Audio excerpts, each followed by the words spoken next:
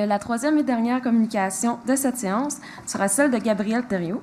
Gabrielle est actuellement étudiante à la maîtrise en informatique appliquée à l'histoire à l'Université de Sherbrooke sous la direction de Léon Robuchot. Gabrielle a obtenu son baccalauréat en histoire à l'Université de Sherbrooke en 2016. Elle est récipiendaire de la bourse de recrutement 2017-2018 du Laboratoire d'histoire et de patrimoine de Montréal. Elle s'intéresse aux défis auxquels sont confrontés les archivistes et les historiens à l'ère numérique. La numérisation des archives photographiques et l'explosion des photographies numériques obligent à réfléchir à l'intégration de nouvelles méthodes pour l'indexation de ces images. Gabrielle se penche donc sur l'utilisation des logiciels de reconnaissance photographique afin de réaliser un premier classement d'un corpus d'archives photographiques. Donc, elle nous parlera justement de ces nouveaux outils que sont les logiciels de reconnaissance photographique et de l'importance de l'indexation dans le processus de numérisation dans une communication qui s'intitule « L'apport de la reconnaissance des images à l'histoire, le cas du centre-ville de Sherbrooke, 1881-1917 ». Donc, Gabrielle, la parole est à toi. Merci beaucoup pour la présentation. Donc, bonjour à tous et à toutes. Donc, dans mon cas ci présent, il sera question des différents enjeux et débats entourant l'ère numérique dans l'indexation des images et les moyens possibles pour régler ces enjeux. L'indexation et la diffusion des images sont en constante évolution dans le domaine de l'archivistique. En effet, la numérisation des archives photographiques et l'explosion de la photographie numérique nous obligent à réfléchir à l'intégration de nouvelles méthodes pour l'indexation de ces images. La technologie progressant toujours de plus en plus rapidement, il devient donc pertinent de se pencher sur les enjeux et les défis des différentes approches possibles. Pour le mémoire, je me penche donc sur l'utilisation des logiciels de reconnaissance photographique afin que l'ordinateur puisse réaliser un premier classement de corpus dans les fichiers d'un établissement, simplifiant et facilitant ainsi la tâche des archivistes. Autrement dit, comment le programme de reconnaissance peut-il simplifier la numérisation et le classement des archives? À la lumière des premières lectures effectuées, je constate qu'il est important de connaître les enjeux de la mise en ligne des ressources, ainsi que toutes les options qui découlent de la reconnaissance photographique. Mais avant de se pencher sur les enjeux d'indexation, rappelons quelques éléments concernant l'image comme source. Au fil des recherches historiques, l'image a souvent été sous-estimée par la communauté historienne. En effet, plusieurs études mentionnent comment elle est souvent prise en second plan comme source. Les historiens Etienne About et Clément Chéreau affirment que, et je les cite, « Si l'histoire de la photographie est vivace, l'histoire par la photographie demeure infertile. » Trop peu d'historiens se consacrent à l'analyse d'archives photographiques. Bien sûr, elle n'est toutefois pas totalement absente dans l'historiographie. En effet, quelques historiens ont consacré leur recherche à la proximité de l'image dans la discipline de l'histoire. Nous pensons entre autres à l'étude de l'historien Francis Henskell intitulée « L'historien et les images ». L'auteur intègre l'œuvre d'art à la discipline historique en tant que source grâce à sa production physique, mais aussi par ce qu'elle représente. L'image n'est donc pas une simple auxiliaire à la recherche, elle est, comme le mentionne Marie Cheminot, un témoin de l'histoire. Transmettant les éléments clés d'un événement, cette dernière a une importance tout aussi notable que le texte écrit. Il est donc important de s'y attarder en la questionnant sur tous ces aspects. Ma recherche s'inscrit donc dans ce besoin de mise en valeur de l'image par l'augmentation de sa diffusion auprès du public grâce à l'amélioration des systèmes d'indexation. Cette idée d'amélioration des systèmes d'indexation passe incontestablement par l'apport des différentes réflexions entourant les enjeux et les défis qui sont bien présents dans les centres d'archives. En effet, plusieurs auteurs tentent de mettre de l'avant les difficultés techniques et méthodologiques, ainsi que les différents défis à relever en regard aux nombreuses missions que doivent accomplir les centres d'archives. Les recherches portant plus spécifiquement sur les différents défis à relever font l'objet d'une attention particulière à partir de la fin du 20e siècle et au début du 21e siècle. En effet, les auteurs se penchent sur le concept de l'archive dans l'univers numérique, avec entre autres l'arrivée du fameux Web 2.0 et le besoin d'accessibilité des sources pour les chercheurs. Les archivistes, en tant que conservateurs de la mémoire, doivent accomplir certaines tâches. En effet, selon une étude menée par les historiens Yvon Lemay et Anne Klein, ils doivent en relever 12 pour mener à bien une diffusion des archives exemplaires. Ils doivent, et je les cite, « encourager une culture de collaboration, développer des outils de gestion, faciliter le partage et la réutilisation, s'adapter aux nouveaux concurrents, aux nouveaux lieux, aux nouvelles pratiques, élargir le cadre des références des archives, considérer la dimension émotive des archives, encourager le contact direct avec le public, connaître les usagers et les usages des archives, exploiter la force et l'intelligence collective, assurer la visibilité du domaine des archives, établir un partenariat entre les archives, les bibliothèques et les musées, défendre l'espace public et garantir le respect de la vie privée. » La diffusion reste donc un élément essentiel dans la fonction des archivistes.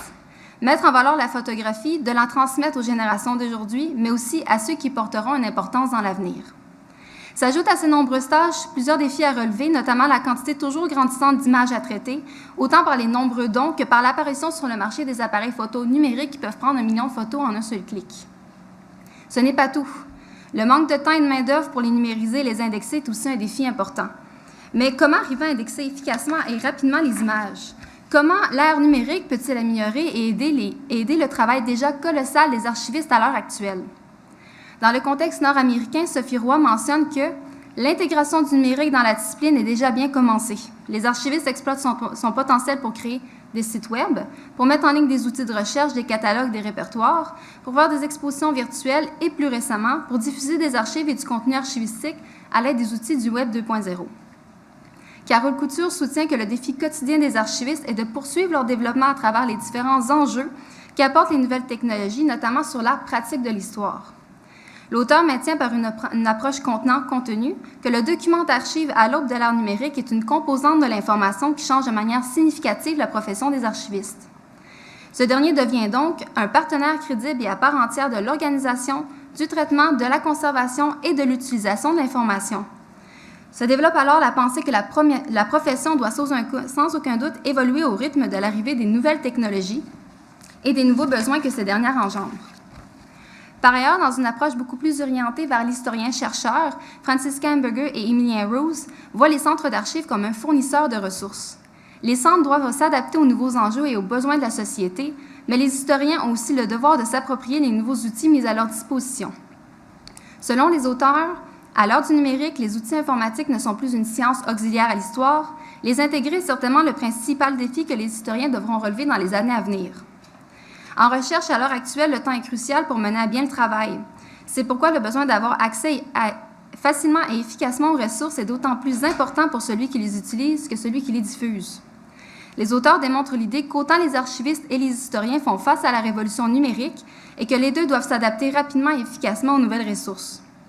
Cette idée d'une complémentarité entre le travail des archivistes et la technologie est intéressante, car il est possible alors de comprendre quels sont les besoins que doivent être comblés en matière de classification et d'indexation des archives. L'environnement numérique a donc modifié grandement la pratique des archivistes au cours des années. En effet, il permet un partage plus efficace des ressources et de faire un partenariat avec les autres centres d'archives, musées et bibliothèques. Bref, pour citer Yvon Lemay et Anne Klein, le numérique oblige à penser, à prévoir, à agir à une autre échelle, à être plus stratégique et à faire preuve d'une plus grande ouverture. De ce débat et enjeux entourant le travail des archivistes à l'ère du Web 2.0 vient s'arrimer la question d'indexation des sources. En effet, il y a plusieurs débats concernant plus spécifiquement 2 types d'indexation traditionnels, celui de la foxonomie et celui de la taxonomie. La taxonomie est au départ liée à la biologie en tant que science de classification des êtres vivants. Souvent associée à la discipline scientifique, elle désigne l'ordre classificatoire spécifique. On regroupe les éléments en entités que l'on veut identifier, nous les appelons alors des regroupements en taxons. Elle touche aussi d'autres sciences comme les sciences humaines et de l'informatique. Si l'on décortique le mot taxonomie vient du grec et serait une juxtaposition des termes classement et règle, donnant la règle de la classification. Le terme serait connu depuis le début du 19e siècle et aurait 2 variantes, taxonomie et taxinomie. Les deux veulent dire la même chose, taxonomie sont franchisés anglais en fait. La foxonomie désigne pour sa part le phénomène d'indexation des documents numériques par l'usager. Pour être encore plus clair dans mes propos, le mot hashtag vous dit-il quelque chose? Et oui, le fameux hashtag sont tout simplement des mots-clés aux métadonnées qui donnent de l'information comme leur contexte ou leur signification. Olivier Ledeuf mentionne qu'il y aurait 2 types de foxonomie. Premièrement, il y a les étroites qui sont principalement utilisées à des fins plus personnelles. Et deuxièmement, il y a les générales qui correspondent aux besoins plus collaboratifs. Donnant des possibilités pratiquement infinies aux internautes, le terme foxonomie apparaît en 2004 et met en commun 2 termes, donc folk, qui veut dire peuple, et taxonomie, comme nous avons vu précédemment. Toutefois, cette indexation n'a pas de système de classement défini, donnant une liberté à l'utilisateur dans le choix des mots liés à l'indexation. Il y a plusieurs avantages et inconvénients à ces 2 types d'indexation. En effet, certains auteurs parlent de foxonomie comme une pratique positive, beaucoup plus souple et d'une évolution dans le milieu de la classification. Olivier Ledeuf se pose plutôt la question à savoir, le phénomène est-il durable? Les systèmes de classification sont-ils menacés par ces systèmes plus libres?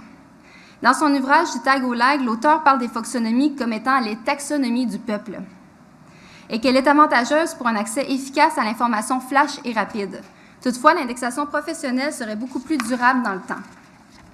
Un autre avantage de la fonctionnomie comparativement à la taxonomie est que l'utilisateur est totalement libre des choix des mots qu'il utilise. Il peut aussi utiliser des tags populaires précis, par exemple #SherbyLove, comme vous connaissez sûrement tous. Un des désavantages est que le libre choix des mots peut donner une désorganisation et une efficacité du hashtag. Il peut aussi y avoir des fautes de frappe qui peuvent entraîner une mauvaise indexation. De plus, ils sont souvent utilisés dans la langue anglaise. Par exemple, les utilisateurs d'Instagram vont être plus portés à utiliser le hashtag anglais pour avoir une plus grande visibilité. Les spécialistes vont critiquer cette dernière en mentionnant qu'il est difficile de faire des recherches avec ce type d'indexation, car les tags utilisés ne sont pas contrôlés, donnant un manque de cohérence dans le classement. D'autres vont dire que c'est moins cher en temps d'utiliser les usagers pour indexer. Mais ayant souvent un résultat chaotique, il devient difficile de s'y retrouver. Mais pouvons-nous trouver une solution pour numériser, indexer et classer efficacement les sources iconographiques dans les centres d'archives? Pour faire un petit rappel, mon travail de recherche consiste à comprendre comment fonctionnent les programmes de reconnaissance des images afin de créer une collaboration technique entre les besoins et les enjeux des archivistes à l'ère des nouvelles technologies. Le corpus choisi sera composé des bâtiments de la ville de Sherbrooke se situant au centre-ville durant la période allant de 1881 à 1917. Pourquoi? Parce que la disponibilité et la quantité des sources est plus considérable, et aussi car je veux expérimenter mon approche dans un centre d'archives régional, ayant déjà des images indexées pour voir si le programme est aussi efficace que l'indexation manuelle. De ce fait, le logiciel doit reconnaître les éléments architecturaux qui composent l'ensemble des bâtiments apparaissant sur l'image, ainsi que la manière de les classer dans le programme. Les recherches dans le domaine de la reconnaissance de forme datent depuis quelques années. Très simplistes au départ, elles allaient toutefois conduire à une réflexion de plus en plus profonde, menant à une banque de données riche en savoir. Pour le projet, j'ai pris le temps d'analyser 2 méthodes qui permettent d'effectuer une reconnaissance d'image, la segmentation et l'intelligence artificielle. Ces technologies peuvent améliorer le repérage d'éléments précis de manière uniforme. La segmentation d'image consiste, comme son nom l'indique, à segmenter une image numérisée en sous-ensembles de régions afin de simplifier son analyse. Les zones segmentées sont comparées à des formes géométriques prédéfinies afin de relever les éléments pour lesquels on souhaite ajouter des taxons, comme nous avons vu précédemment. Les segments représentent alors un ensemble de pixels. Les pixels qui ont la même particularité, par exemple, la couleur, l'intensité ou même la texture sont alors classés ensemble. La méthode de segmentation est entre autres utilisée en imagerie biomédicale pour localiser notamment les tumeurs. Elle est aussi utilisée dans la détection d'objets, la reconnaissance de visage, de l'iris, et j'en passe. Laurent Charlin mentionne que l'intelligence artificielle, pour sa part, est une discipline scientifique qui touche plusieurs éléments de l'informatique, les mathématiques, les statistiques et bien sûr l'ingénierie. De cette dernière découlent certains types d'apprentissage, dont l'apprentissage automatique, qui est issu de données afin de définir un résultat. Il y a aussi l'apprentissage profond. Cette dernière s'inspire du fonctionnement cérébral du cerveau. Elle est structurée par couches selon l'abstraction des connaissances. Marianne Valiquette mentionne que la segmentation est liée à l'apprentissage profond, particulièrement en imagerie médicale. Il y a une mixité des méthodes favorisant ainsi une meilleure détection des éléments. En effet, les radiologistes segmentaient à la main, ce qui prenait un temps considérable. Avec la segmentation automatisée combinée à l'apprentissage profond, il est possible de détecter une anomalie dans les radiographies d'une personne de manière beaucoup plus rapide. Toutefois, malgré tous ces avantages, il y a tout de même des inconvénients. En effet, il y a entre autres que l'apprentissage profond est dépendant de la qualité de l'image qu'elle analyse. De plus, afin qu'elle ait un apprentissage optimal, nous devons passer des millions d'images afin qu'elle reconnaisse l'élément qu'elle devra détecter par la suite. Un autre danger de ce type de logiciel est un repérage mal fait, car l'ordinateur ne peut pas nécessairement tout repérer et peut confondre des formes, par exemple, entre une cheminée et un pilastre. Malgré tout, il existe plusieurs expérimentations concernant la reconnaissance d'objets ou d'images qui ont déjà vu le jour depuis quelques années. Pour en énumérer que 2, il y en a une faite sur 36 bâtiments qui met en perspective plusieurs caractéristiques à prendre en considération lors de l'analyse d'une image. Il y a notamment les structures répétitives, les occlusions comme les piétons et les arbres, et les inclusions comme les points de vue et les perspectives. Partant du même principe, une autre expérimentation se concentre sur la détection d'une façade selon le point de vue et les perspectives. La méthode utilisée est par treillis qui est semblable à la segmentation comme nous avons vu précédemment. Chaque tuile permet de connaître le contexte, la couleur et sa place sur le bâtiment. Les difficultés rapportées sont les mêmes qu'énumérées précédemment, comme les inclusions et les occlusions. Bref, les méthodes d'analyse d'images doivent générer des taxons conformes aux pratiques du milieu afin d'enrichir les métadonnées et des images et ainsi faciliter le repérage et l'accès. En conclusion, je peux donc dire que En conclusion, je peux donc dire que pour trouver une solution efficace, il est nécessaire de porter une attention particulière à tous ces défis que pose la question du numérique et de rester à l'affût des nouveautés en matière d'innovation dans le domaine. Pour le projet, il serait pertinent d'utiliser un logiciel ayant comme fonctionnement la méthode par segmentation. Combiné à un système d'indexation défini et précis, le logiciel de reconnaissance permettra une indexation uniforme et permettra aussi aux chercheurs de repérer des bâtiments de diverses vues, comme celle latérale arrière, qui peuvent être souvent délaissés par une indexation manuelle. Comme dans le cas de l'imagerie médicale, l'apprentissage machine permettra d'accélérer la segmentation des zones. Les segments peuvent alors être plus facilement analysés en fonction des formes que l'on souhaite identifier. Toutefois, il reste encore beaucoup de défis à relever, avec notamment la mixité entre l'indexation et les logiciels de reconnaissance. Merci beaucoup.